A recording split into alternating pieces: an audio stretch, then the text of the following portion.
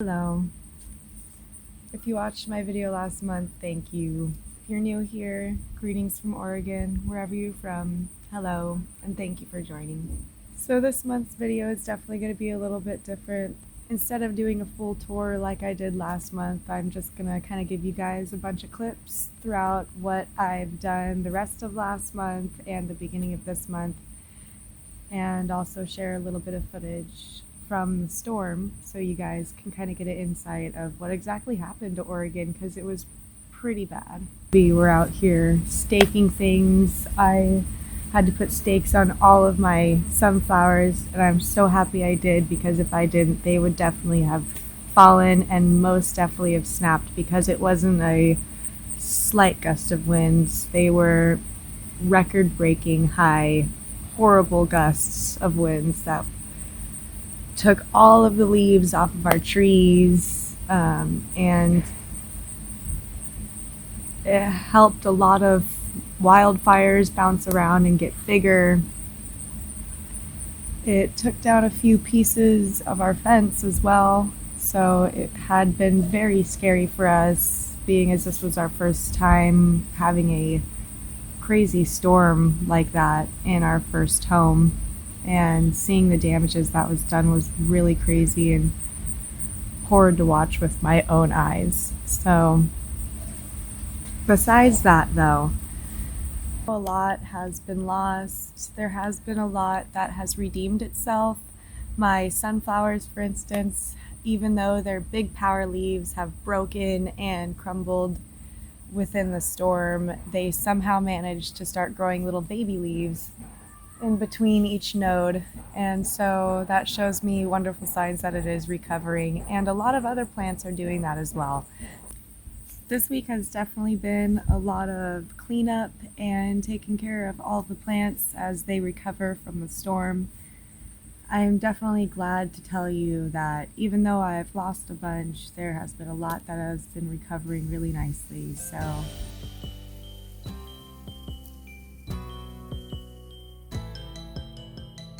probably the biggest thing that has changed since my last video is my flower garden. As you can see, my sunflower has reached above the fence. My nasturtiums are totally taking over, and the clover is growing back, creating a really fun natural border. And we've had a lot of heavy rain, so some of the bachelor's buttons, they have bloomed, and they're looking absolutely gorgeous with their dark reds and their their dark purples and their light purples. It's just real pretty in this frosty looking foliage. My gladioli has bent over. My peas are definitely recovering pretty nicely as well. Just thought I'd pop in and say that. They're definitely continuously pumping out peas, so I'm really happy about that. I've been using them a lot in stir fries and such. My zinnias are doing really, really well. They are all blooming. They all have really good heads on them. My dahlia has got multiple heads, and it's finally opening up its first bloom, because the very first one that would have been blooming got broken off in the storm. And really quickly, as you can see really closely, my sunflower is just about getting ready to bloom. Over here in the trusty old pepper pot, I've got multiple peppers that are starting to definitely gain some mass, like this dark purple one here. It's kind of cool how it kind of starts out striped with purple and then goes to a dark purple here.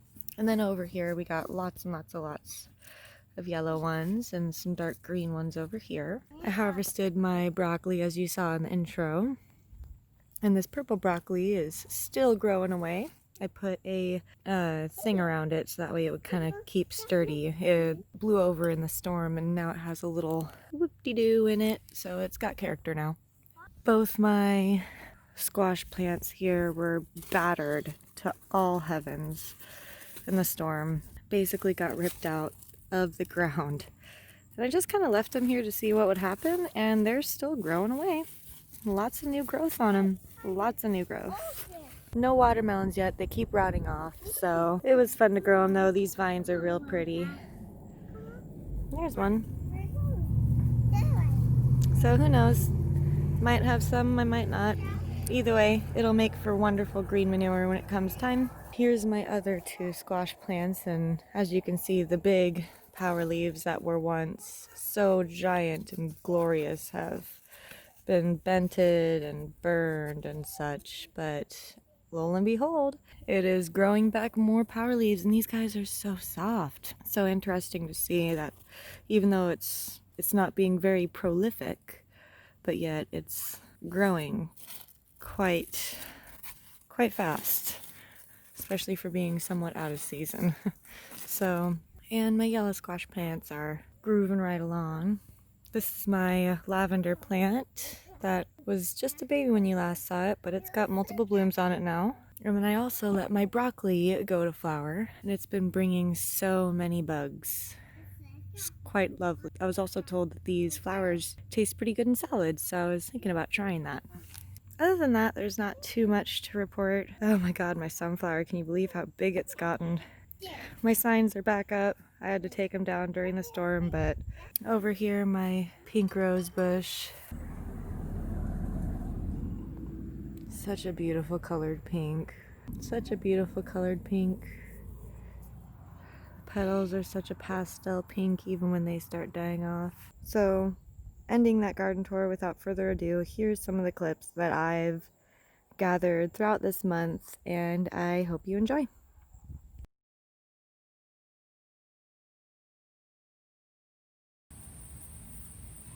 I also figured since it's getting to the end of the season, people probably wonder how you can save these seeds.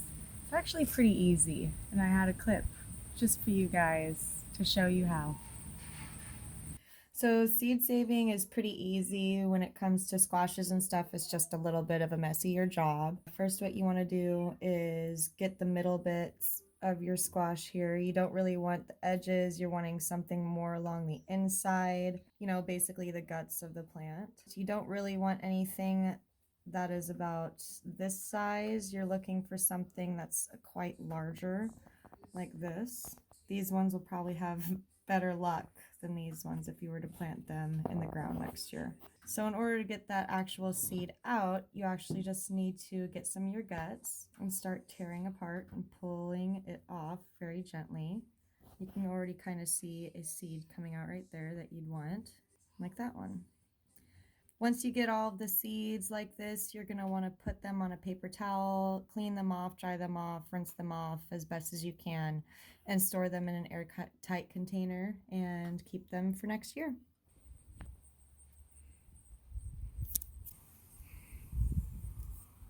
I'm grabbing some tomatoes, and I thought I'd just show really quickly on how to harvest some tomatoes. If you want to keep the little hats on them, these little guys here, or however you want to call them, I think they look like funny little hats. So you actually take this little notch right here, push down on it, and it pops off with the hat on it.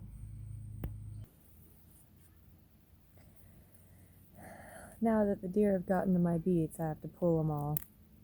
I'm not that mad about it though. They make for a really fun recipe. One recipe that I found that was really fun, I used an acorn squash along with these, and I made a really sweet dessert. I put it in a glass dish with some brown sugar, nutmeg, cinnamon, lots of butter, and a little bit of water. And I put that all into the oven. It was about 400 degrees, and cooked it all up for about 25 minutes. And it ended up being really, really good. I strongly suggest you try it. If you have any other recipes on beets, please let me know.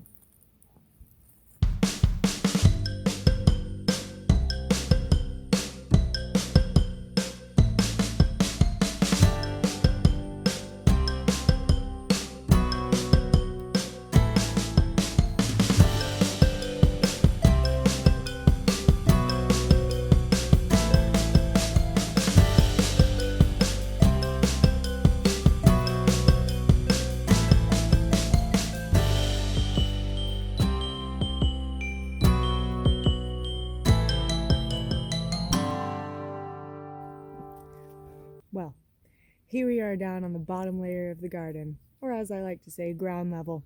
I often wondered when was the perfect time to harvest chard. Do I just take the entire top off and cut it? Or do I take it leaf by leaf? Well, believe it or not, you can actually do that. Take it leaf by leaf. As we get down to the ground level here, we can actually see our new baby leaves sprouting. I'll bring it up closer here pretty soon so you can see what I'm talking about when I say baby leaves. When we harvest chard, we don't ever want to snip. We want to rip. So when you find an outer skirt leaf, you go down to the base, take your nail, start the rip, and pull it completely off of its root. When we do that, we stimulate the baby leaf to start growing more instead of just lollygagging around, because apparently snipping it will actually make the plant not promote more growth. Who would have known? Here's a good example. Baby leaves. Big leaf. Take this big leaf,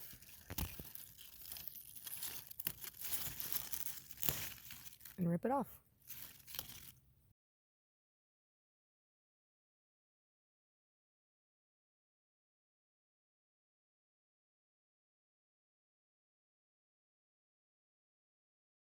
So if you are growing Swiss chard, however, just a couple tips.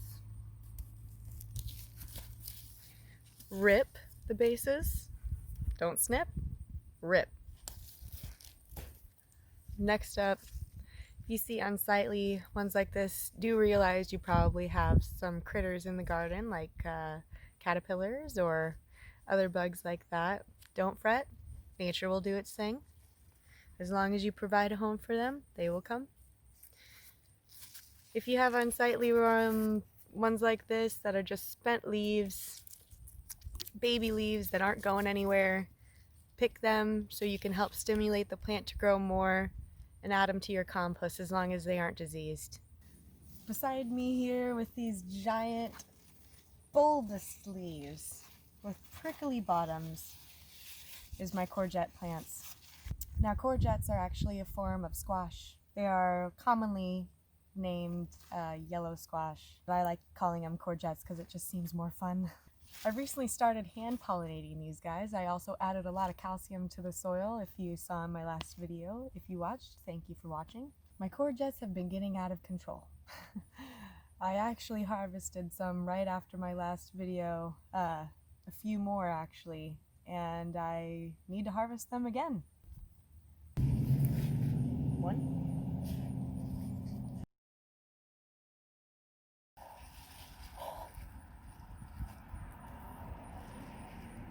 Oh my god. It's like a baby.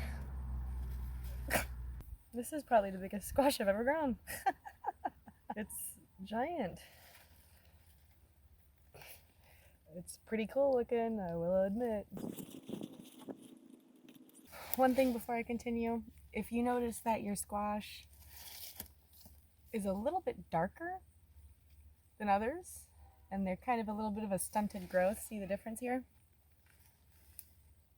And the darker color towards the end here? This is early signs of bottom end rot.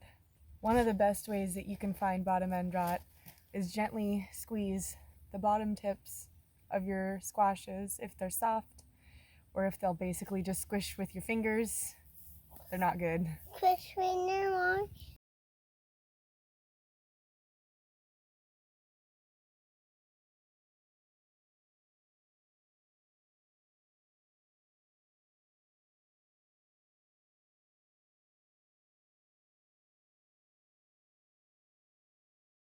The joy of gardening is pretty awesome, especially when your little kids can enjoy it too. One quick thing I also forgot to tell you guys about bottom end rot.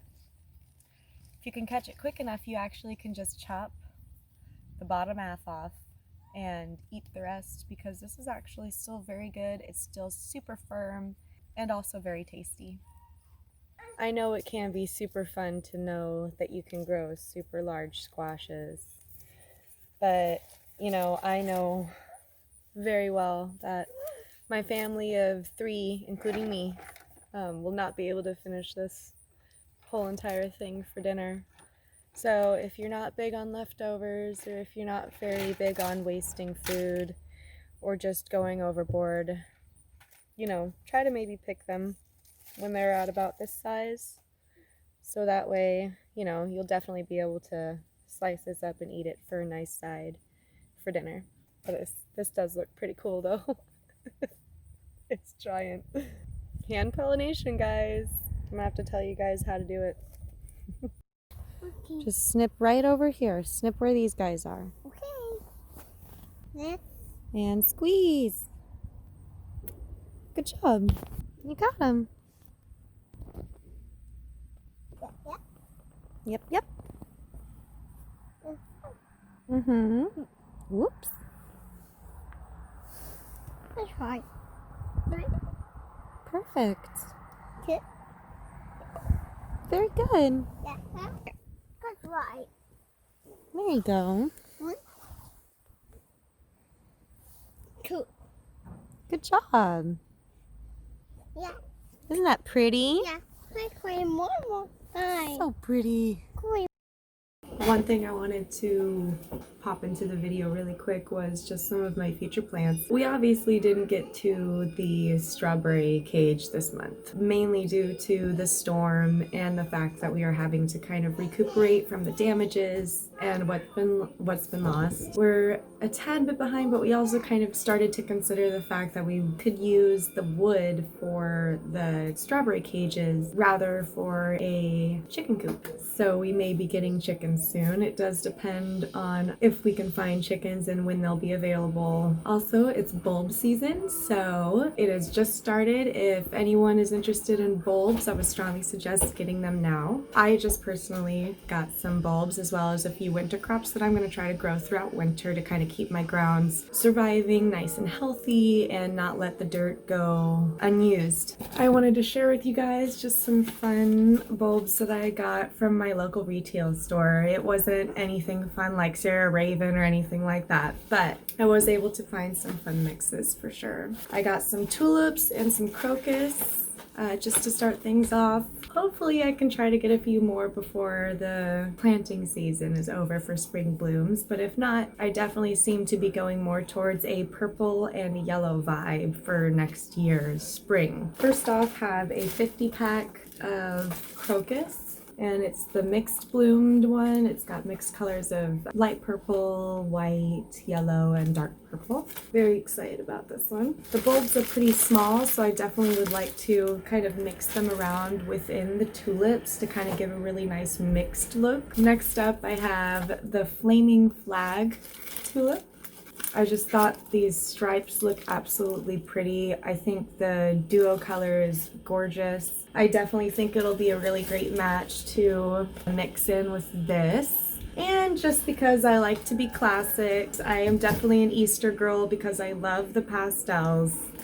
I got just kind of a regular fun pink variety here. And this is a 20 pack. This one in particular is called Berry Mixed. Within this past time of filming for that last video and now, I have a new corner border. I think I'm just going to put the bulbs and mix them in a really fun party mix, you could say, in the corner there on the plot. I don't think I'm going to be putting any cover crops more or less on top of the bulbs, just because I don't really have anything that's winter hardy besides the beans and the mustard. So I may put the mustard on top of there or something. I'm gonna have to research if that's okay. If it's not, then I'm just gonna keep the soil bare because I'm a little scared when it comes to covering up my bulbs plants, you know, just because I don't want to suffocate them or cause them not to bloom, because bulbs are pretty expensive where I live. I'm going to try everything in my power to make sure that every single bulb blooms because I really want to have a pretty flower garden. I tried really hard this year to get flowers in as soon as I could, and I was really, really lucky and very, very happy with the results that I got with my tried and true experiment flower garden.